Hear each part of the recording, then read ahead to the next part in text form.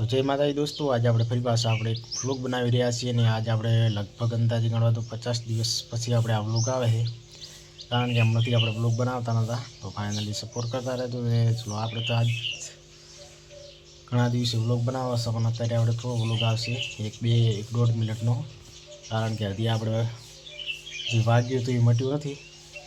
એટલે હજી 15 દિવસ સુધી આપણે વ્લોગ લોંગ હજી એટલો બધો બનાવશું નહીં, પછી આપણે વ્લોગ આવશે. તો ફાઇનલી સપોર્ટ કરતા રહેજો.